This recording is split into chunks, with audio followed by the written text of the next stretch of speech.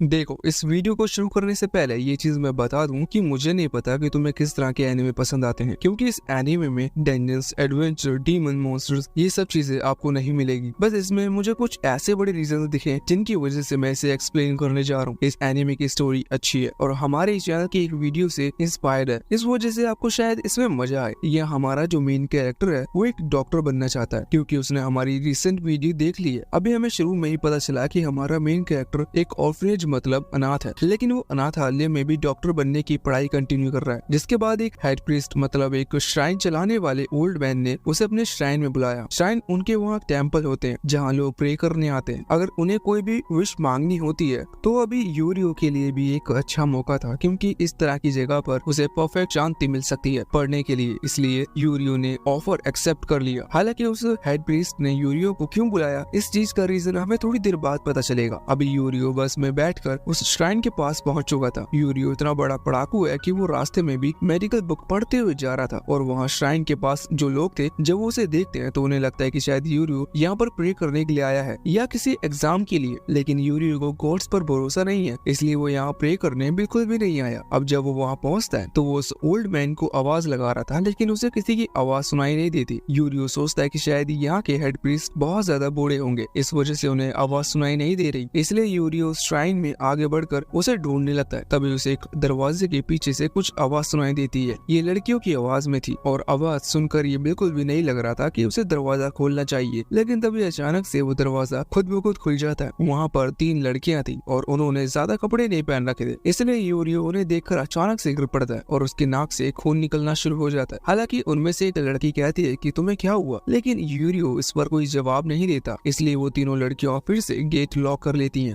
और बाद में थोड़े कपड़े पहनकर वहाँ बाहर आती हैं। ये तीनों लड़कियां भी प्रीस्ट हैं और ये असल में उस हेड प्रीस्ट की ग्रैंड डॉटर्स हैं। वैसे इन लड़कियों में जो रेड हेयर वाली लड़की थी वो यहाँ यूरियो के ऊपर थोड़ा नमक डालती है। उसने अभी अभी जो देखा उस चीज से उसे प्योरीफाई करने के लिए। अब कमेंट में ये मत पूछिएगा कि उसने कौन सा वाला नमक डाला। वैसे नमक डालने के बाद वो यहाँ यूरियो को सजा देने वाली थी, लेकिन तभी उस लाल बाल वाली लड़की की बड़ी बहन कहती है कि पहले हमें इसे अंदर लेके चलना चाहिए, क्योंकि इसकी नाक से खून निकल रहा है। जिसके बाद ये चारों ही वहाँ उस कमरे में आ चुके थे। अभी यूरियो सामने बैठा हुआ था। वो इन तीनों से कहता है कि उसे इन तीनों से मिलकर खुशी हुई। उसे यहाँ पर हेड प्रीस्ट ने बुलाया था क्योंकि अब वो इन्हीं के साथ रहेगा, इनका फैमिली मेंबर बनकर। इस पर वो लाल बालों वाली लड़की कहने लगती है कि क्या तुम हमें रीजन बता सकते हो कि तुम्हें हमसे मिलकर खुशी क्यों हुई। अब वो भी रीजन समझ में नहीं आ रहा था। वैसे तभी वही पास में बैठी उसकी बड़ी बहन अपना नाम बताती है। उसका नाम ये आमागामी है। आमागामी इनका नाम सरनेम है। वैसे यूरियो कहता है कि वो सिर्फ एक एक्सीडेंट था, उसने जानबूझकर कुछ नहीं किया। अब यहाँ पर ये यूरियो से कहती है कि हेड प्रीस्ट अभी यहाँ नहीं आए हैं, वो कल यहाँ पहुँचेंगे, इसलिए अगर यूरियो को किसी चीज की मदद चाहिए हो तो वो मदद उससे मांग सकता है। अब इसके बाद वही बैठी व्हाइट हेयर वाली लड़की जिसका नाम असाई है वो बताती है कि वो इनकी सबसे छोटी बहन है। और इसके बाद हमें उस लाल बालों वाली लड़की का नाम पता चलता है। उसका नाम यूना आमागामी है। वो यहाँ यूरियो से कहती है कि तुम भले ही हमारे यहाँ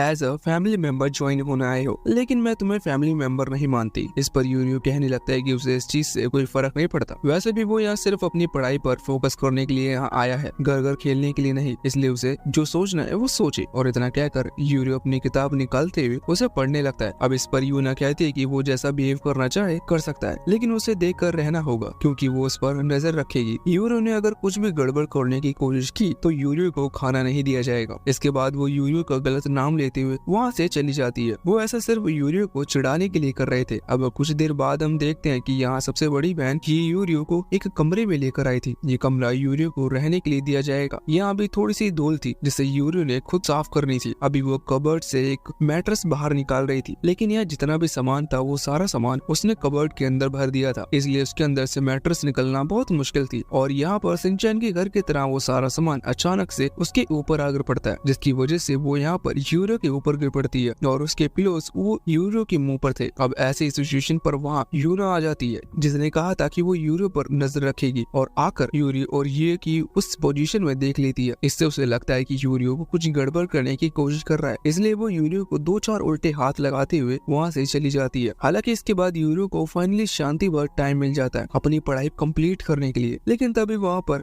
असाई आ जाती है। वो यूरियो से कहती है कि अब तुम शायद फ्री हो और यही सही टाइम है, हमें एक दूसरे को अच्छी तरह से जान लेना चाहिए। यूरियो से कहता है कि मैं अभी बिजी हूँ, इसलिए तुम यहाँ से चली जाओ। इस पर असाई कहने लगती है कि कमाल है, तुम एक ब्यूटीफुल लड़की को अपने कमरे से जाने के लिए कह रहे हो, मुझे नहीं लगता कि तुम एक रियल मैन हो। इसके बाद वो यूरियो के सूटकेस में लेजेंडरी मैगजीन ढूंढने की कोशिश करती है, लेकिन जब वो ऐसा कर रही थी तो उसे वहाँ कुछ नहीं मिलता। हालांकि फिर यूरियो आगे बढ़कर उसे रोकने जाता है, लेकिन तभी एक कपड़े पर पैर रखकर यूरियो का पैर फिसल जाता है और वो असाई के ऊपर गिर पड़ती है।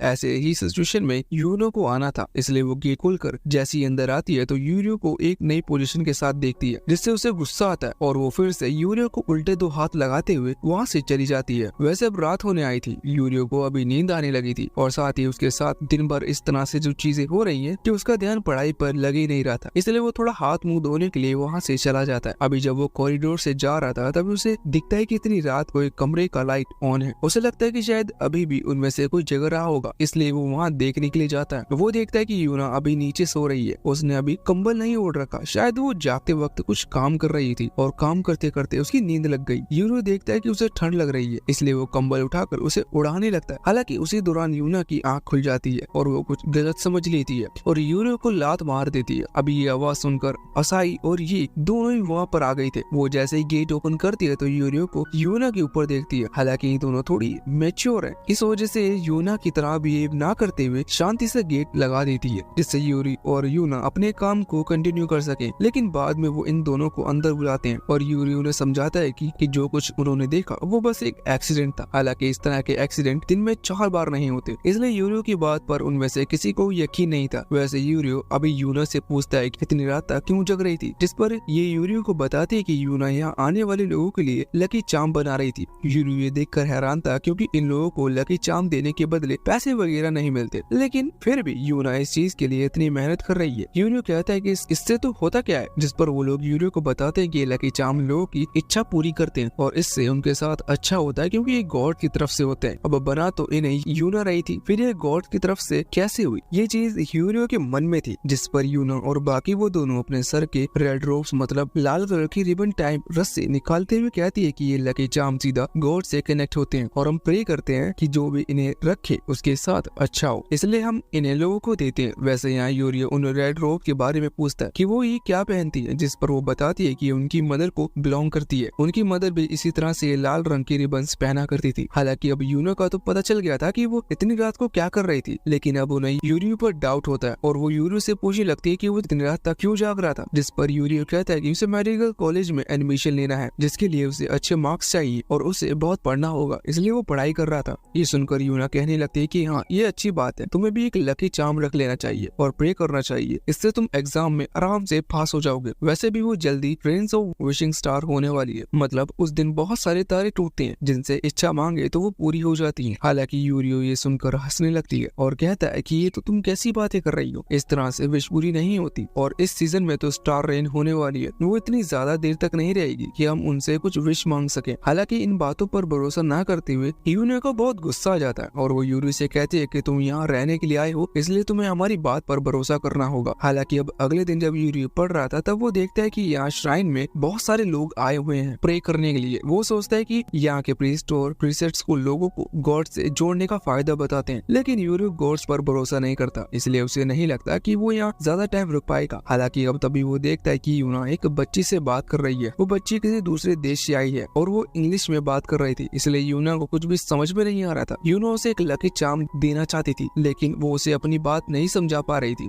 हालांकि तभी यूरियो वहाँ आता है और इंग्लिश में बात करते हुए उस लड़की को समझाता है कि यूना क्या कहना चाहती है, जिसके बाद वो लड़की खुश होकर उस लकी चार्म को रख लेती है और अपने फादर के साथ वहाँ से चली जाती है। अभी यूना इस चीज से इम्प्रेस थी कि यूरी दूसरी लैंग्वेज में भी बात कर सकता है। हालांकि अपने श्राइन को चलाने के लिए उन्हें फॉरेनर विजिटर्स की बात करने के लिए यूना की भी इंग्लिश आना जरूरी है, इसलिए वो यूरी से कहते हैं कि क्या यूरी उसे इंग्लिश सिखा सकता है, जिस पर यूरी हाँ कर देता है। वैसे उसी दौरान वो बहुत तेज हवा का झोंका आता है और तभी एक बर्ड उड़ते हुए जाकर यूना के सर से वो रेड रिबन ले जाती है जो कि उसकी मदर छोड़कर गई थी। अब इस चीज से यूना बहुत ज्यादा दुखी थी। बाद में वो अपनी सिस्टर्स को भी बताती है और वो ढूंढने की कोशिश करते हैं, लेकिन तब तक शाम हो चुकी थी। अब वो रात के टाइम वहाँ जंगल की तरफ जाकर रिबन नहीं ढूंढ सकते थे, इसलिए वो सिर्फ प्रे करना शुरू कर देते हैं। हालांकि यूरियो उनसे कहता है कि इस तरह के प्रे करने से तुम्हें अपनी रिबन वापस नहीं मिलेगी, लेकिन इस पर यूना को गुस्सा आता है और वो कहती है कि गॉड्स हमारी मदद करते हैं और वैसे भी तुम यहाँ के नहीं हो, इसलिए तुम्हें हमारे मैटर में दखल नहीं देनी चाहिए। अब इसके बाद यूरियो अपने कमरे में आ गया था, जहाँ वो खुद से कह रहा था कि उसे यूना के कामों के बीच नहीं आना चाहिए क्योंकि उन दोनों की नहीं बनती। वैसे अब कुछ ही मिनट बाद जब असाई और ये दोनों यूरियो के कमरे का गेट नॉक करते हैं तो यूरियो गेट नहीं खोल रहा था। अब वो दोनों ये नहीं सोचते कि यूरियो कुछ पर्सनल काम कर रहा हो, बल्कि वो सीधा गेट खोलकर अंदर आ जाती हैं। पर वहाँ जब यूरियो था ही नहीं, अब यूरियो वहाँ नहीं था तो या तो उन्हें यूरियो को ढूंढना चाहिए या फिर जाकर यूना से पूछना चाहिए। लेकिन यहाँ असाई बैठकर उसके सूटकेस में लेजेंडरी मैगजीन ढूंढना शुरू कर देती है। वैसे यहाँ तभी यही नोटिस करती है कि वहाँ डेस्क पर यूरियो और उसकी मदर की फोटो रखी हुई है। ये फोटो तब की है जब यूरियो छोटा था। अभी यूरियो के हाथ में कुछ लकी चार्म थे, मतलब वो पहले गॉड पर भरोसा करता था। अब ये कोई याद आता है कि उसके ग्रैंडफादर मतलब हेड प्रीस्ट ने उन्हें बताया था यहाँ जो लड़का आने वाला है, बचपन में उसने अपनी मदर को खो दिया था, जिसके बाद वो ऑर्फनेज में बड़ा हुआ। इससे ये समझ जाती है कि यूरियो भी पहले गॉड पर भरोसा करता था, लेकिन उसकी मदर तब नहीं बच पाई, इसलिए उसने गॉड पर भरोसा करना बंद कर दिया और अब उसे लगता है कि इंसान सिर्फ अपनी मेहनत से ही कुछ कर सकता है। हालांकि इस चीज को जानने के बाद अभी ये कह रहे थे कि यूरियो और यूना बिल्कुल एक जैसे हैं, वो दोनों ही अपनी फीलिंग्स छुपाते हैं। अब तभी सीन चेंज होकर यहाँ उस जंगल के पास आता है।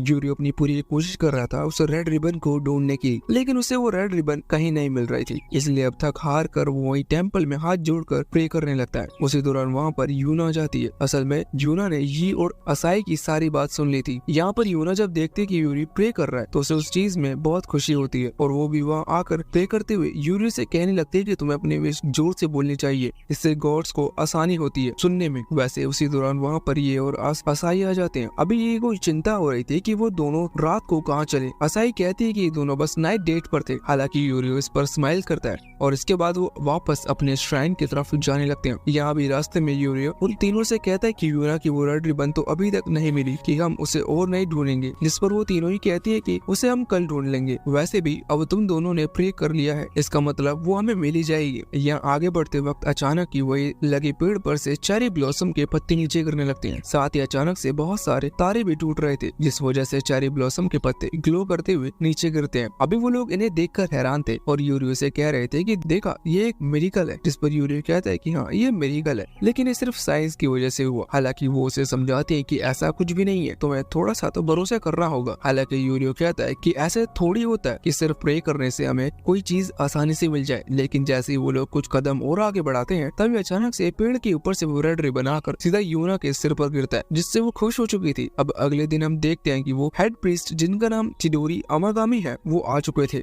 वैसे वो माफी मांगते हैं क्योंकि उन्हें देर हो गई। वो इसका रीजन बताते हैं। वो कहते हैं कि जब तक तुम यहाँ आ चुकी हो और हमारे श्राइन को आगे चलकर संभालने वाले हो तो अब मुझे इस जगह की ज्यादा चिंता नहीं है। वैसे इन बातों के दौरान वो यूरियो से कहते हैं कि यूरियो को आगे चलकर श्राइन को संभालना है और साथ ही उनकी एक पोती से शादी करनी है। उनकी पोती यही तीनों लड़कियां हैं, जिनमें से एक से यूरियो की शादी करनी होगी। यूरियो को ये सुनकर बहुत ज्यादा हैरान था, पर ओल्ड मैन कहने लगते हैं कि यहाँ इस जगह को संभालने के लिए तुम्हें मेरी 3 पोतियों में से एक से शादी करनी जरूरी है, तभी तुम आगे चलकर इस जगह के हेड बन पाओगे। हालांकि यूरियो कहता है कि मैं सिर्फ यहाँ पर शांति से पढ़ने के लिए आया था। वैसे अभी उन तीनों लड़कियों को भी इस बारे में कुछ नहीं पता था, इसलिए वो भी अपने ग्रैंडफादर की बात सुनकर बहुत ज्यादा हैरान हो जाती हैं। तभी उनके ग्रैंडफादर कहते हैं कि अगर तुम्हें हेड बनना है तो तुम्हें मेरी बात माननी होगी। इस पर यूरियो कहने लगता है कि उसे हेड नहीं बनना, वो सिर्फ यहाँ पढ़ने आया था और आगे चलकर वो एक मेडिकल यूनिवर्सिटी में एडमिशन लेकर यहाँ से चला जाएगा। इस चीज पर उन तीनों लड़कियों के ग्रैंडफादर कहने लगते हैं कि जैसा तुम चाहो। पहले मैं सोच रहा था कि अगर तुम मेरी बात मान लेते हो तो इसके बदले मैं उस यूनिवर्सिटी को एक एप्लीकेशन लिख कर दूंगा, क्योंकि हमारे श्राइन के सभी लोग बहुत रिस्पेक्ट करते हैं और अगर मैं तुम्हारी तारीफ एप्लीकेशन में कर देता हूँ तो शायद तुम्हारे वहाँ एडमिशन लेने के चांसेस बहुत ज्यादा बढ़ जाएं। ये सुनकर यूरियो हैरान हो जाता है। हालांकि तभी ग्रैंडफादर कहते हैं कि चलो ठीक है, तुम्हें मेरी बात नहीं माननी तो जैसी तुम्हारी मर्जी, और इसके बाद वो वहाँ से जाने लगते हैं। लेकिन यूरियो जैसी उनकी सारी बातें सुनता है तो उसका बिहेवियर चेंज हो जाता है। वो रिएक्ट करते हुए कहता है कि आप जो भी कहोगे मैं मानने के लिए तैयार हूँ। यूरो अभी सोच रहा था कि उसे एक मेडिकल यूनिवर्सिटी में जाने के लिए अभी टाइम है और वैसे भी वो यूनिवर्सिटी पहुंचेगा, वहाँ पढ़ाई करेगा, डॉक्टर बनेगा। तब तक ओल्ड मैन ये सारी बात बोल चुके होंगे। वैसे कुछ देर बाद हम देखते हैं कि यहाँ यूना अपनी बाकी दोनों सिस्टर से कह रही थी कि वो किसी कीमत पर यूरो से शादी नहीं करने वाली। वैसे तो उनकी ग्रैंडफादर ने कहा कि यूरो को उन तीनों लड़कियों में से किसी एक से शादी करनी है, लेकिन यूना के हिसाब से वो यूना को ही चुनेगा। इसीलिए यूना पहले ही मना कर देती है कि वो शादी शादी नहीं करेगी, जिसके बाद ये कहती है कि वो भी बिना यूरियो की सभी चीजें देखे शादी नहीं कर सकती। इसके लिए उसे भी टाइम चाहिए, क्योंकि उसे यूरियो की कुछ चीजें अच्छे से चेक करनी होगी और शायद यूरियो उसे ऐसा करने का मौका ही नहीं देगा, इसलिए उसके लिए भी शादी करना थोड़ा सा मुश्किल था। और बात रही असाई की, तो उसकी एज बहुत कम है, इसलिए उसे नहीं लगता कि उसका नंबर यहाँ लगने वाला है। वैसे अब तभी यूना कहने लगते कि हम यूरियो को अपने यहाँ का हेड बना भी कैसे सकते हैं, वो तो वैसे भी गॉड पर भरोसा नहीं करता, ऐसे आदमी को हमें यहाँ रहने नहीं देना चाहिए। अब यूरियो से शादी से बचने के लिए उन्हें यूरियो को यहाँ से भगाना होगा, इसलिए वो फैसला करते हैं कि उन्हें यूरियो से काम करवाना चाहिए, जिससे यूरियो परेशान होकर खुद ब खुद यहाँ से चला जाए। अभी सबसे पहले उन्हें उनके दिमाग में खाना बनाने का आइडिया आता है, इसलिए वो यूरियो को बुलवाकर उससे खाना बनवाने को कहते हैं। यूरियो खाना अच्छा बना ले, इसलिए उन्होंने फ्रिज में से भी ज्यादा अच्छी चीजें गायब कर दी थी और सिर्फ ऐसी चीजें रखी थी जिससे यूरियो कुछ अच्छा नहीं बना पाए। और अभी इस चीज से यूना डीमन की तरह हंस रही थी। मैंने पहले कहा था कि इस सीरीज में डीमन नहीं है, लेकिन यूना ही असल में डीमन है। हालांकि यूरियो कुछ ही देर में उतनी चीजों में से वो कुछ अच्छा खाना रेडी कर देता है, जो देखकर वो तीनों बहुत ज्यादा हैरान थी। हालांकि यूरियो सोचता है कि फाइनली ये सब खत्म हुआ और अब वो जाकर पढ़ सकता है, इसलिए वो अप्रैल उतार कर वहाँ से जाने लगता है। लेकिन तभी वो तीनों कहती हैं कि अभी तुम कहाँ जा रहे हो, अभी तो काम शुरू हुआ है। और इसके बाद वो यूरियो को एक गंदे कपड़ों का पहाड़ ला कर देती हैं और कहती हैं कि तुम्हें इन्हें सभी को धोना है। इन सभी कपड़ों को देखकर यूरियो बहुत ज्यादा हैरान था। हालांकि बाद में उन तीनों लड़कियों को लगता है कि शायद उन्होंने यूरियो को गलत काम दे दिया, क्योंकि यूरियो को परेशान करने के लिए उन्होंने जितना हो सके उतने कपड़े उसे दिए थे और इसमें वो कपड़े भी थे जो कि उन्हें यूरियो को नहीं देने चाहिए। लेकिन यूरियो उन सभी को दूध आकर ले आया था और अभी वो उन्हें रस्सी पर सुखाने के लिए डाल रहा था। अभी इस चीज से ये और असाई को थोड़ी सी शर्म आ रही थी, लेकिन यूना को गुस्सा आ रहा था, क्योंकि यूरियो ने ये काम भी परफेक्टली कर लिया था और वो बिना कुछ कहे। तभी यूरियो नोटिस करता है कि शायद कुछ कपड़े मिसिंग है, इसलिए वो पूछता है, जिस पर ये कहती है कि नहीं, ऐसा नहीं है, हम अंदर वाले कपड़ों को मैचिंग पीस में नहीं खरीदते। ये बात सच में उसने सही कही थी, मैं यहाँ अपने मन से कुछ भी ऐड नहीं कर रहा हूँ। वैसे यूरियो ने सारे कपड़े डाल दिए थे। अब ये सारी चीजें देखते हुए ये यूना से कह रही थी कि उसे हार मान लेनी चाहिए, क्योंकि यूरियो हर काम में परफेक्ट है। लेकिन यूना कहती है कि नहीं, इतना उसके लिए काफी नहीं है। मतलब यहाँ पर वो परमिशन की बात कर रही थी। सॉरी, मुझे माफ करना, मुझे जोक यहाँ पर डालना नहीं चाहिए था। वैसे अब यूना अपना फाइनल मूव खेलने वाली थी। उसके पास अभी भी सबसे खतरनाक काम बचा हुआ था। वो यूरियो को ये के कमरे में लेकर आती है। उसका कमरा बहुत ज्यादा खतरनाक तरीके से बिखरा हुआ था, क्योंकि ये के पास जितनी भी चीजें हैं वो सारी फ्लोर पर पड़ी हुई हैं। ये को पेंटिंग का बहुत ज्यादा शौक है, इस वजह से वहाँ फ्लोर पर कई सालों से कलर्स बिखरे हुए हैं। या यूना को लग रहा था कि इस मिशन में यूरियो नाकाम हो जाएगा, लेकिन कुछ ही देर में यूरियो ये के कमरे को भी पूरी तरह से ठीक कर देता है, जो देखकर अभी ये को भी अपनी आंखों पर यकीन नहीं हो रहा था। वो कहते हैं कि यूरियो जैसे लड़के को वो यहाँ से निकाल नहीं सकते, ये हर काम में परफेक्ट है,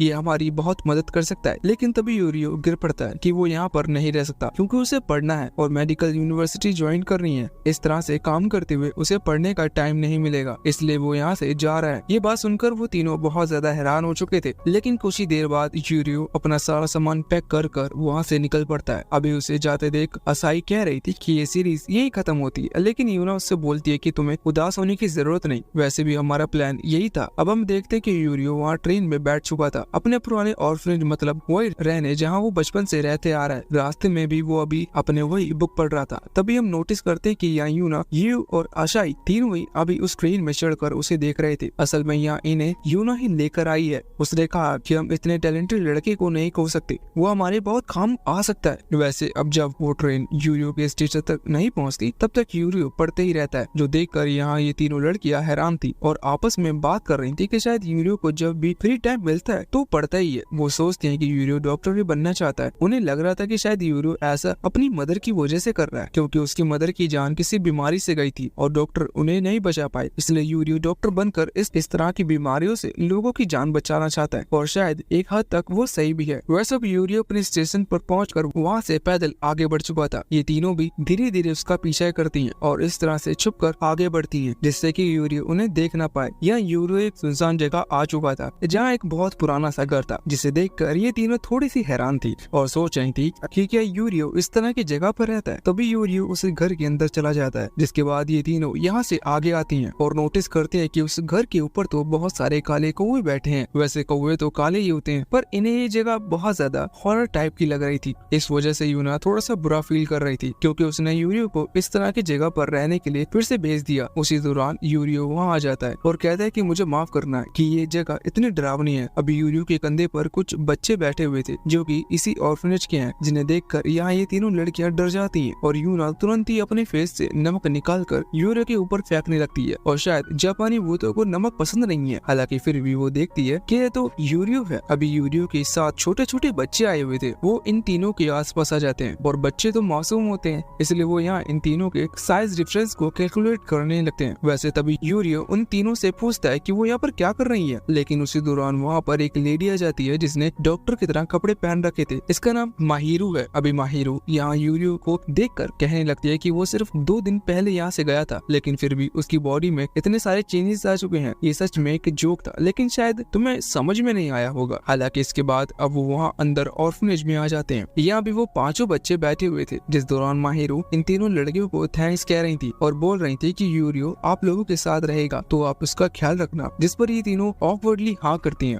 जबकि ये सोच रहे थे कि रियलिटी तो कुछ और ही है। उन्होंने कोशिश की थी कि यूरियो को भगाने की, जिस वजह से यूरियो यहाँ से चला जाए। वैसे तभी माहिरो इन तीनों से कह रही थी कि यूना और असाई तीनों ही बहुत सुंदर हैं, इसलिए शायद उन्हें यूरियो पसंद नहीं आया होगा, क्योंकि यूरियो हमेशा पढ़ता रहता है। लेकिन माहिरो उन्हें बताती है कि यूरियो हमेशा से ऐसा नहीं था, वो सिर्फ माहिरो को देखकर ऐसा बन गया और इसलिए अब वो डॉक्टर बनना चाहता है और सेम उसी यूनिवर्सिटी में जाना चाहता है जहाँ से माहिरो ने पढ़ाई की थी। हालांकि माहिरो अभी यूरियो की लाइफ के बारे में सब बातें बता रही थी, इसलिए यूरियो कहता है कि उसे ये बात नहीं करनी चाहिए। यूरियो बोलता है कि अब मैं फिर से उस श्राइन में कदम नहीं रखूंगा और ना ही मैं इन तीनों से किसी से शादी करने वाला हूँ। ये सुनकर माहिरो पहले ही उसके चेहरे पर हाथ रख देती है और कहती है कि मैंने बड़ी मुश्किल से तुम्हारे लिए एक जगह ढूंढी है जहाँ तुम शांति से रह सकते हो, इसलिए तुम्हें मेरी बात माननी होगी और वैसे भी तुम हमेशा यहाँ ऑर्फन बनकर नहीं रह सकते। वैसे तभी वहाँ एक बच्चा आता है जिसके पास कागज से बनी हुई एक बर्ड थी। यूरियो उसे देखकर पूछता है कि तुम ये क्यों बना रहे हो, जिस पर यूरियो के बचपन की दोस्त शिराही वहाँ आकर बताती है कि ये बच्चे अपने पेरेंट्स के लिए इस तरह के पेपर बर्ड्स बना रहे हैं जिससे ये प्रे कर सके कि इनके पेरेंट्स जल्दी ठीक हो जाएं। अब ये चीज सुनकर यहाँ यूना, ये और असाई तीनों ही हैरान थे, क्योंकि ये एक ऑर्फन है और यहाँ पर बच्चे आते हैं जिनके पेरेंट्स नहीं होते। पर माहिरो बताती है कि ऐसा नहीं है, यहाँ पर वो बच्चे भी आते हैं जिनके पेरेंट्स अभी जिंदा हैं, लेकिन उनकी तबीयत खराब होने की वजह से वो इन बच्चों का ख्याल नहीं रख सकते और हॉस्पिटल में है। ये बच्चे अपने पेरेंट्स की हेल्प के लिए प्रे करते हुए इस तरह से पेपर बोट क्रिएट करते हैं और बाद में इन पेपर क्राफ्ट को इनके पेरेंट्स को जाकर देंगे। अभी यूरियो ये सब देखकर कहने लगता है कि इसका सब कोई फायदा नहीं है, ये सिर्फ टाइम की वेस्टेज है। लेकिन इस चीज से यूना को गुस्सा आ जाता है और वो खड़े होकर कहते हैं कि ऐसा नहीं है, मैं अभी लकी चार्म बनाती हूँ तो इसी मकसद से बनाती हूँ कि इन लोग की मदद करेगा, इसलिए अगर सेम वही ऐसी इंटेंशन के साथ अगर पेपर क्राफ्ट भी बनाई जाए तो वो भी लकी चार्म की तरह काम कर सकती है। इस चीज से वो बच्चे खुश हो चुके थे। साथ ही अभी यहाँ पर यूना, ये और असाई तीनों फैसला करते हैं कि वो इन बच्चों की मदद करेगी। हालांकि असाई अभी इस चीज से थोड़ी सी खराब है क्योंकि उसे पेपर क्राफ्ट बनाना नहीं आता, जबकि उसकी बड़ी बहन ये इस चीज में मास्टर थी। यूना का भी यही हाल है,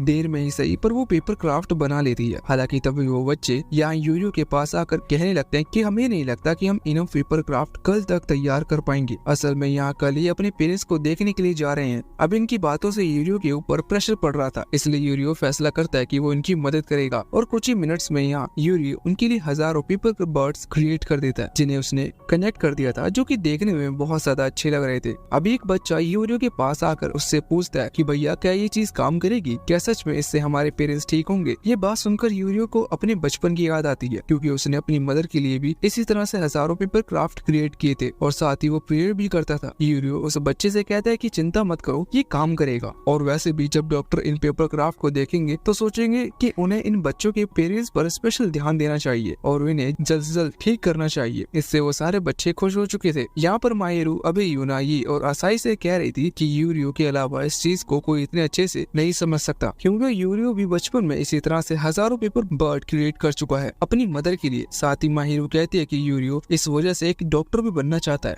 अभी यहाँ यूना, ये और असाई उस पूरे दिन वही ऑर्फनेज में रुकते हैं। बाद में शाम के टाइम हम देखते हैं कि यहाँ माहिरू यूरियो के अकेले में बात कर रही थी और पूछ रही थी कि तुम श्राइन छोड़कर क्यों आ गए, जिस पर यूरियो कहता है कि इन तीनों लड़कियों ने तो मुझे बहुत सारे घर के काम दे दिए थे, जिस वजह से मुझे पढ़ने का टाइम नहीं मिला और मैंने सोचा कि मैं यहाँ नहीं रह सकता। हालांकि माहिरू इससे कहती है कि इस वजह से तुम ज्यादा लोगों से बात नहीं कर पाते और वैसे भी तुम्हें लगता है कि ये तुम्हें भगाना चाहती है, लेकिन असल में उन्हें तुम्हारी चिंता है, इस वजह से ये यहाँ पर आई और क्या तुम इतनी आसानी से हार मान लोगे। ये सुनकर यूरियो को याद आता है कि जब वो छोटा था तब यही ऑर्फनेज में माहिरू सारा काम किया करती थी और वो मल्टीटास्किंग किया करते थे, इसलिए यूरियो को उसकी चिंता होती है और एक दिन यूरियो ने उससे कहा कि क्या मैं तुम्हारी मदद कर सकता हूँ, जिस पर माहिरो ने कहा कि नहीं, उसे काम करना पसंद है। यूरियो को सिर्फ अपनी पढ़ाई पर ध्यान देना चाहिए। यूरियो सोचता है कि अगर मैं चाहूँ तो काम के साथ साथ पढ़ाई भी कर सकता हूँ, इसलिए वो फैसला करता है कि वो श्राइन फिर से लौट कर जाएगा। अब यहाँ असाई, ये और यूना तीनों ने ही इनकी बात सुन ली थी। बाद में जब माहिरो वहाँ से जाती है तो वो तीनों यूरियो को चिढ़ाने लगती हैं और कहती है कि यूरियो माहिरो को लाइक करता है, जिस पर यूरियो कहता है कि नहीं, ऐसा नहीं है, वो सिर्फ माहिरो की रिस्पेक्ट करता है क्योंकि माहिरो उनके लिए बहुत कुछ किया है। वो बोलता है कि मैं सेल्फिश हो गया था, इसलिए सिर्फ काम न करना पड़े इसलिए वहाँ से भाग आया, लेकिन अब मुझे एक डॉक्टर बनने के लिए जो कुछ भी करना पड़ेगा मैं करूंगा और साथ ही